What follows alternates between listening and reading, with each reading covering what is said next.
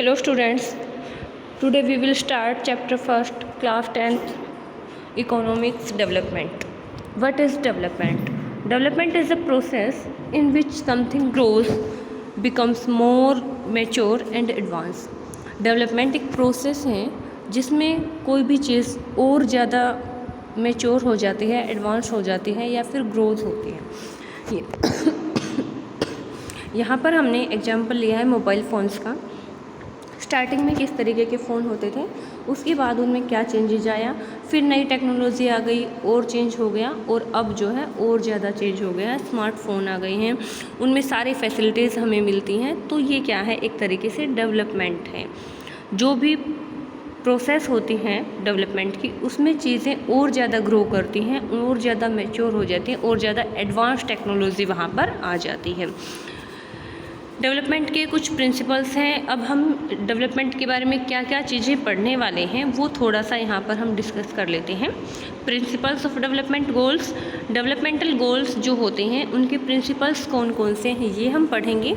कुछ important terms जो है इस चैप्टर के हम पढ़ेंगे, और जो है सस्टेनेबल डेवलपमेंट के बारे में यहाँ हम पढ़ने वाले हैं।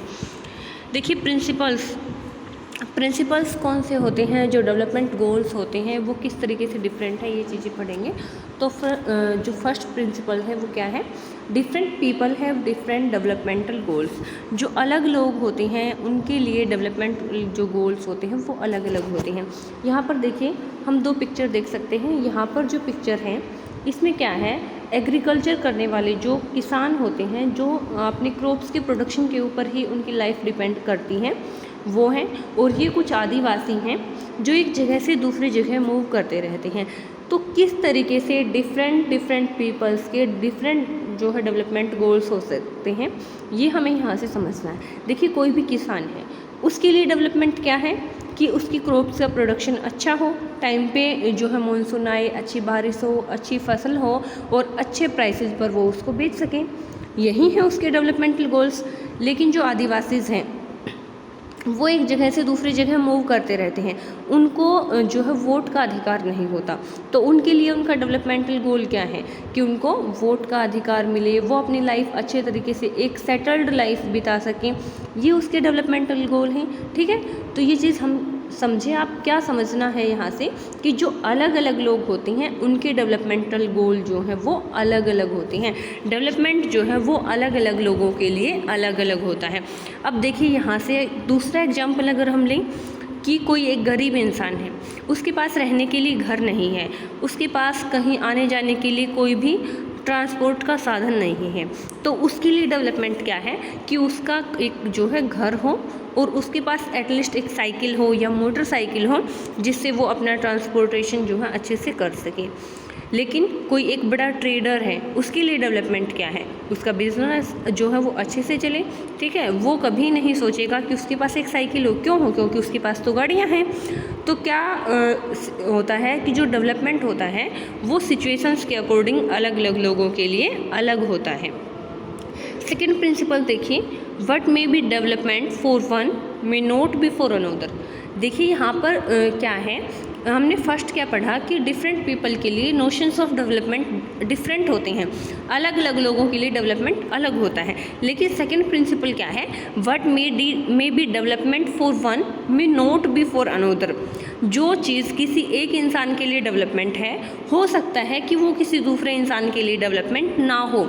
ये कैसे हो सकता है, यहाँ पर भी हमने एग्जांपल्स देखे हैं। ये देखिए कोई रिवर है जिसके ऊपर डैम बनना है, और ये जो है कुछ जो विलेज पीपल है, नेटिव पीपल हम कह सकते हैं।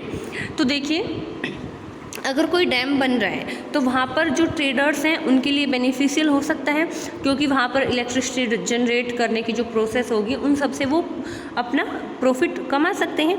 लेकिन वहाँ के जो नेटिव पीपल हैं, जिनका ये डैम बनाने की वजह से उनकी जो ज़मीन है वो गवर्नमेंट के द्वारा एक्वायर कर ली गई है, यानी कि ज़मीन उनसे ले ली गई है। अब उनकी ज़मीनें जो है वो एक्वायर कर ली गई हैं गवर्नमेंट के द्वारा, तो वो कहाँ पर एग्रीकल्चर करेंगे, किस तरीके से अपने जो उनकी फैमिली है वो सर्वाइव कर पाएगी। यहाँ पर डैम बनने से उन ट्रेडर्स को तो प्रॉफिट हो गया, लेकिन वहाँ पर जो नेटिव पीपल थे, वहाँ पर रहने वाले जो लोग थे, जिनकी ज़मीनें उनसे छिन जाने वाली हैं। क्यों, क्योंकि यहाँ पर एक जो है प्रोजेक्ट प्रिपेयर किया जाएगा। अब वो जो प्रोजेक्ट यहाँ पर लगेगा उससे क्या होगा कि रिवर के ऊपर डैम बनाया जाएगा, उस डैम के पास जो है एक पॉन्ड बनाया जाएगा और वहाँ पर जो है वो अपना पूरा सिस्टम सेटअप करेंगे ताकि वो वहाँ पर इलेक्ट्रिसिटी जनरेट कर सकें। तो इस तरीके से हम कह सकते हैं कि जो डेवलपमेंटल गोल होते हैं वो सबके लिए सेम नहीं होते। हो सकता है कि जो चीज़ किसी एक इंसान के लिए डेवलपमेंट है वो किसी दूसरे के लिए डेवलपमेंट ना हो। ऐसा हमने एक एग्जाम्पल भी जो है बुक में है आपका कि जो नर्मदा रिवर है वहाँ पर सरदार सरोवर डैम जब बना था तो वहाँ की नेटिव पीपल्स ने उनके अगेंस्ट जो है कार्रवाई की थी कि हम नहीं चाहते यहाँ पर डैम बने। अब थर्ड प्रिंसिपल्स ऑफ डेवलपमेंट क्या है? जो थर्ड प्रिंसिपल है डेवलपमेंट का वो है people look at A mix of goals rather than one example choosing job. जो लोग होते हैं वो डेवलपमेंट के मिक्स गोल्स देखते हैं, ना कि कोई एक गोल। लोगों के उद्देश्य जो हैं वो मिक्स होते हैं, कोई एक उद्देश्य नहीं होता। अब अगर हम यहाँ पर एग्जांपल लें, हमें कोई जॉब चूज़ करनी है तो वहाँ पर हम क्या देखेंगे कि हमें सारी अच्छी फैसिलिटीज़ मिले। अगर हम वहाँ पर इनकम देखें, अगर सिर्फ वहाँ पर हम सैलरी देखते हैं तो हम उस चीज़ से सेटिस्फाइड नहीं होंगे, क्योंकि हमें सैलरी के साथ साथ और भी बहुत सारी चीज़ें देखनी होती हैं, जैसे कि वहाँ पर वर्किंग कंडीशंस कैसी हैं, कैसी सिचुएशन में हमें वहाँ पर काम करना है, कितनी रिस्पेक्ट हमें वहाँ पर मिल रही है, कितने टाइम आवर्स जो हैं फिक्स किए गए हैं कि आपको कितने घंटे काम करना है। अगर आपको जो है जॉब मिल रही है तो आप ये चीज़ देखोगे कि वो परमानेंट जॉब है या नहीं है। अगर जॉब परमानेंट नहीं है और सैलरी ज़्यादा है, लेकिन इसके कंपेयर में कोई दूसरी जॉब आपको मिल रही है जो परमानेंट है लेकिन सैलरी कम है, तो आप किसको प्रेफर करोगे? ऐसी जॉब को जहाँ पर सैलरी बेशक कम है लेकिन जॉब जो है परमानेंट है, वहाँ पर आपको जो लीव भी मिलती है, पेड लीव वहाँ पर आपको मिलती है। तो इस तरीके से जो गोल होते हैं लोगों के वो मिक्स होते हैं, किसी एक चीज़ के ऊपर जो है हम अपने कोई भी डिसीज़न नहीं ले सकते। यहाँ पर देखिए जो स्टूडेंट्स हैं उनमें से हमें किसी एक स्टूडेंट को उठाना है। अब हम इनमें से किसी एक स्टूडेंट को कैसे चूज़ करेंगे? तो यहाँ पर जो पिक्चर है वो किसका एग्जाम्पल है? कंपेयर करने का। हम किस तरीके से जो कंट्रीज़ हैं, डेवलप्ड कंट्रीज़ हैं, नॉन डेवलप्ड कंट्रीज़ हैं, उनको कंपेयर करते हैं। तो अगर हमें इन स्टूडेंट्स को कंपेयर करना हो तो हम क्या देखेंगे? इनका रिज़ल्ट देखेंगे कि कौन एजुकेशन में अच्छा है, कौन डिसिप्लिन में बेटर है, कौन किस चीज़ में बेटर है, और उन सब के एवरेज से हम क्या निकालेंगे? इनको कंपेयर करके किसी बेस्ट स्टूडेंट को चूज़ करेंगे। तो इसी तरीके से हम कंट्रीज़ को भी कंपेयर करते हैं। Important terms for comparing countries. हमें कंट्रीज़ को कंपेयर करने के लिए कौन कौन सी चीज़ें जो है हम वहाँ से ढूंढते हैं जिससे हम कंपेयर कर सकें। When we compare different things they could have similarities as well as differences. हम किसी भी चीज़ को अगर कंपेयर कर रहे हैं तो वहाँ पर उनमें सिमिलरिटीज़ भी होती हैं और उन सिमिलरिटीज़ के साथ साथ उनमें कुछ ना कुछ डिफरेंसेस भी जो है पाए जाते हैं। So the result depends on the purpose of comparing. हमारा जो कंपेयरिंग का पर्पज़ है उसके ऊपर डिपेंड करेगा हमारा रिजल्ट। हमें किस चीज़ के लिए कंपेयर करना है, क्यों कंपेयर करना है, वो चीज़ मैटर करती है। अब यहाँ पर देखिए कौन कौन से तरीके होते हैं कंट्रीज़ को कंपेयर करने के। For comparing countries their income is considered to be the most important attribute. अगर हम किसी कंट्री को दूसरी कंट्री के साथ कंपेयर कर रहे हैं तो वहाँ पर जो इनकम है वो मोस्ट इम्पोर्टेंट एट्रीब्यूट होता है। देखिए हम इनकम जो है किसी कंट्री के सभी लोगों की इनकम निकालते हैं और फिर उसी इनकम से हम एवरेज इनकम निकाल लेते हैं। जिस कंट्री की एवरेज इनकम जितनी होती है उसी के बेस पे हम उसको डिसाइड करते हैं कि वो डेवलप्ड कंट्री है या नॉन डेवलप्ड कंट्रीज़ है या फिर डेवलपिंग कंट्री है।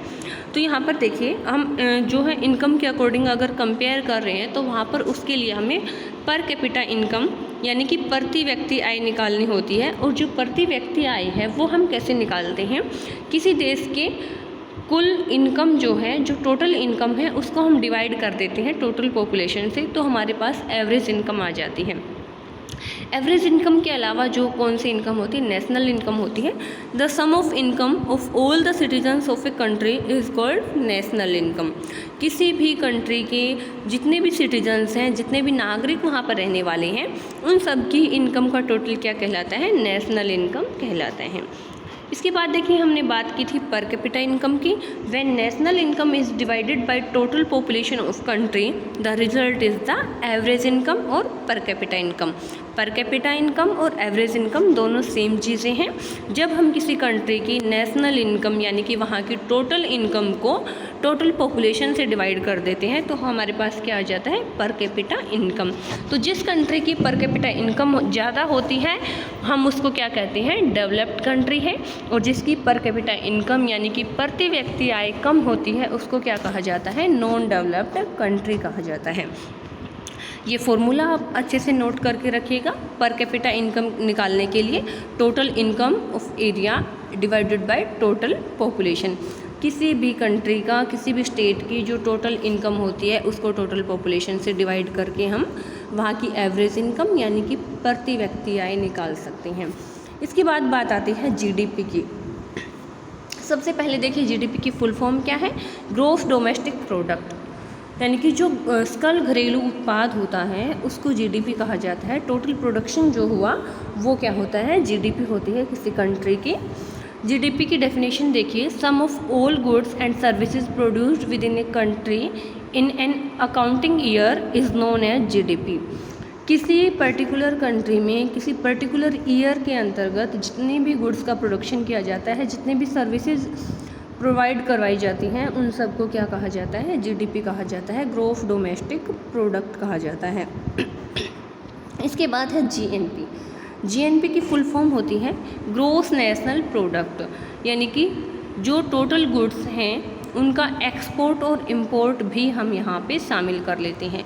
ग्रॉस डोमेस्टिक प्रोडक्ट में हम सिर्फ किसी कंट्री के अंदर की बात कर रहे थे। यहाँ पर जो जीएनपी है उसकी डेफिनेशन देखिए क्या है, sum of all goods and services with value of import and export in accounting year is known as GNP.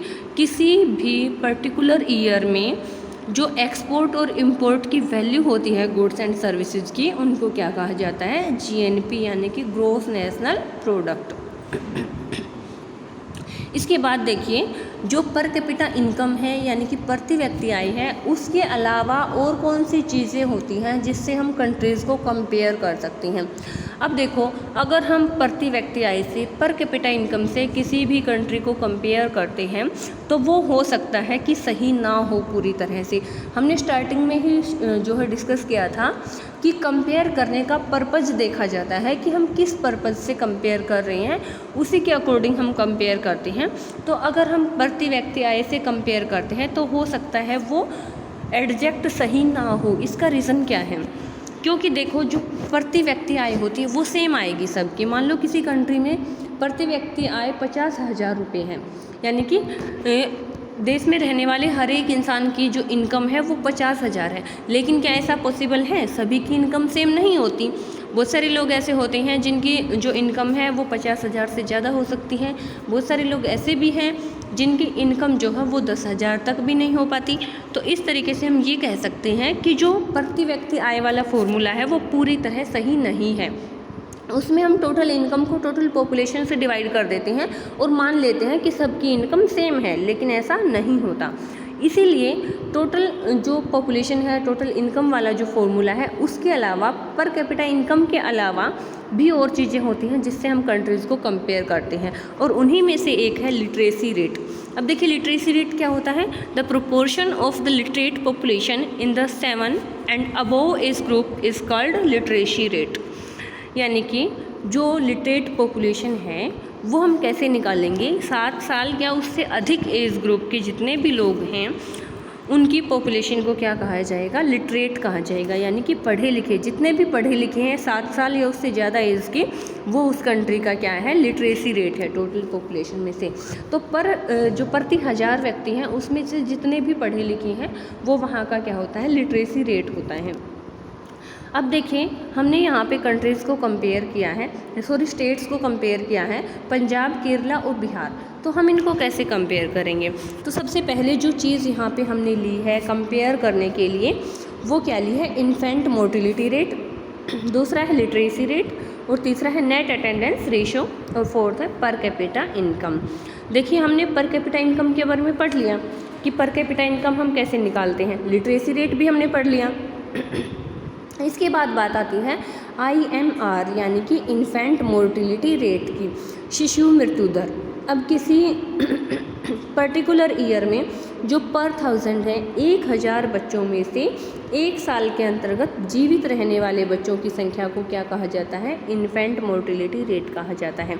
यानी कि किसी 1 साल के अंदर जितने भी बच्चे हुए उनमें से 1000 में से जितने बच्चों की डेथ हो गई वो इन्फेंट मोर्टिलिटी रेट है।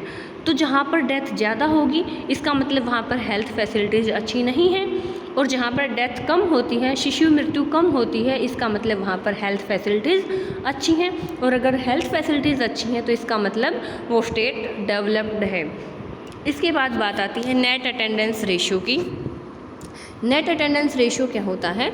निवल अनुपस्थिति अनुपात। यानी कि जो स्कूल में 13 से 14 साल की उम्र के जो बच्चे हैं वो 1000 में से कितने बच्चे स्कूल में जो है उपस्थित हैं, उनकी अटेंडेंस को कहा जाता है नेट अटेंडेंस रेशियो।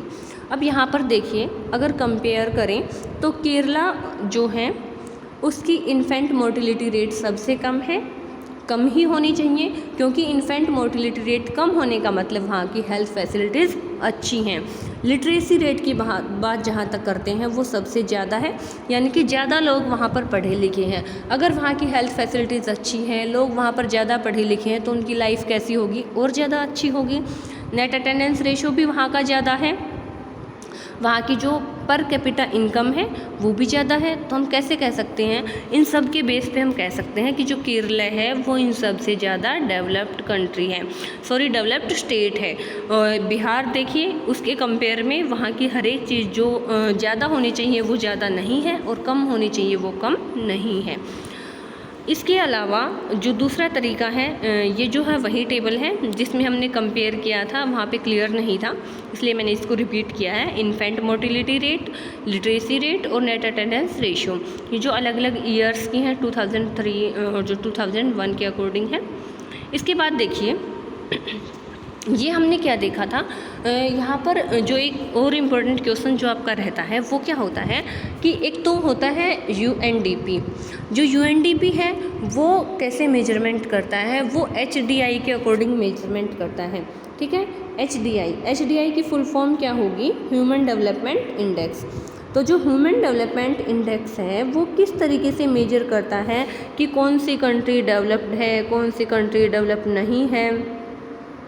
तो वो करता है इन सब चीज़ों के according, infant mortality rate, literacy rate, net attendance ratio, और इसके अलावा जो है एक तरीके से जो ग्रोस डोमेस्टिक प्रोडक्ट्स होते हैं या फिर जो आपकी प्रति व्यक्ति आय होती है जिसको पर कैपिटा इनकम कहा जाता है, उन सब को जो है टोटल करके जो HDI है वो अपना मेजरमेंट करता है। लेकिन जो वर्ल्ड बैंक है, हमने स्टार्टिंग में पढ़ा था कि पर कैपिटा इनकम के अकॉर्डिंग किया जाता है। तो जो वर्ल्ड बैंक है वो किस तरीके से कंपेयर करता है कंट्रीज़ को? वो करता है PCI के अकॉर्डिंग, यानी कि पर कैपिटा इनकम के अकॉर्डिंग। और पर कैपिटा इनकम के अकॉर्डिंग जो कंट्रीज़ का कंपेयर है वो पूरी तरह से सही नहीं हो पाता। इसीलिए जो UNDP है वो किस तरीके से करता है? HDI की रैंकिंग के अकॉर्डिंग करता है, ह्यूमन डेवलपमेंट के अकॉर्डिंग। जिस कंट्रीज़ की रैंक ज़्यादा अच्छी होती है वहीं कंट्री डेवलप्ड मानी जाती है। तो ये डिफरेंट तरीके हैं कंट्रीज़ को कंपेयर करने के। एक वर्ल्ड बैंक वाला तरीका है, दूसरा UNDP वाला तरीका है। वर्ल्ड बैंक वाले तरीके में हम किससे करते हैं कंपेयर? पर कैपिटा इनकम से। और UNDP वाले जो फॉर्मूला होता है उसमें हम प्रति व्यक्ति आय के साथ साथ और भी चीज़ें देखते हैं, जैसे literacy rate, infant mortality rate, net attendance ratio, पर कैपिटा इनकम, ये सारी चीज़ें भी हम वहाँ पे देखते हैं। इसके बाद जो नेक्स्ट टॉपिक आता है public facilities and sustainable development. Public facilities मतलब जो भी फैसिलिटीज़ प्रोवाइड करवाई जाती हैं गवर्नमेंट के द्वारा, वो money in your pocket can not buy all the goods and services that you may need to life well. Example क्या है? Pollution free environment. देखिए, पैसे से हम हर एक चीज़ नहीं खरीद सकते। जो एनवायरनमेंट है, पोल्यूशन फ्री एनवायरनमेंट, हम वो पैसे से नहीं खरीद सकते। क्योंकि देखिए, जिस भी एरिया में, अगर हम किसी शहरी इलाके की बात करते हैं तो वहाँ पर बहुत ज़्यादा पोल्यूशन होता है। ये देखिए, बहुत ज़्यादा गाड़ियाँ हैं जो उनके धुएँ की वजह से क्या होता है? पोल्यूशन होता है। अब वहाँ पर रहने वाला कोई पैसे वाला इंसान ये पोल्यूशन फ्री एनवायरनमेंट पैसे से नहीं खरीद सकता। ठीक है। तो इसीलिए हमें किसकी ज़रूरत पड़ती है, हमें ज़रूरत पड़ती है सस्टेनेबल डेवलपमेंट की। सस्टेनेबल डेवलपमेंट का मतलब क्या होता है कि हम डेवलपमेंट करें, लेकिन इस तरीके से करें कि जो आने वाली जनरेशन्स हैं, जो फ्यूचर जनरेशन्स हैं, उनके लिए हम एक पोल्यूशन फ्री एनवायरनमेंट छोड़ कर जाएँ। यानी कि हम अपना डेवलपमेंट करें, रिसोर्सेज का यूज़ करें, लेकिन एक लिमिट में करें और बिना एनवायरनमेंट को नुकसान पहुँचाएँ करें। अब मान लो हम रिसोर्सेज को यूज़ कर रहे हैं, जितने भी हमारे पास अवेलेबल हैं, ज़्यादा से ज़्यादा गाड़ियाँ चला रहे हैं, उनसे ज़्यादा पोल्यूशन हो रहा है, पेट्रोल का हम वेस्टेज कर रहे हैं, तो फ्यूचर जनरेशन्स के लिए हम क्या सेव कर रहे हैं, वो सस्टेनेबल डेवलपमेंट नहीं है। सस्टेनेबल डेवलपमेंट अगर हम कर रहे हैं तो उसमें हमें रिसोर्सेज को एक लिमिट में यूज़ करना है और फ्यूचर जनरेशन्स के लिए सेव करके रखना है। इसके अलावा आपका जो टॉपिक है वो है पीडीएस मतलब public distribution system. Public distribution system में क्या होता है, जितने भी गरीबी रेखा से आने वाले लोग होते हैं उन सबको कम प्राइसेस में फूड प्रोवाइड करवाया जाता है। People do not face food shortage problem when PDS shops work in a fair manner. अगर पीडीएस शॉप्स जो हैं वो अच्छे तरीके से काम करती हैं, बिल्कुल फेयर मैनर में वो काम करती हैं, तो किसी भी इंसान को फूड शॉर्टेज की प्रॉब्लम को फेस नहीं करना पड़ेगा। इनमें होता है, एक होता है बिलो पॉवर्टी लाइन, एक होता है above poverty line, BPL and APL. जो बीपीएल होते हैं यानी कि बिलो पॉवर्टी लाइन जो लोग होते हैं उनको यहाँ पर जो है राशन प्रोवाइड करवाया जाता है ताकि वो फूड शॉर्टेज की प्रॉब्लम को फेस ना करें। उनको कम प्राइस में यहाँ पे खाना यानी कि जो ग्रेनरीज होती हैं वो इनके लिए रखी जाती हैं। सस्टेनेबल डेवलपमेंट पहले ही डिस्कस कर चुके हैं। The efficient utilisation of resources not only for present but for future generations also is known as sustainable development.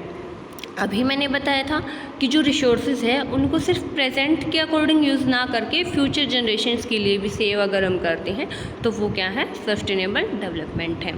उम्मीद करती हूँ कि आपको ये चैप्टर अच्छे से समझ में आया होगा। Thank you, have a good day.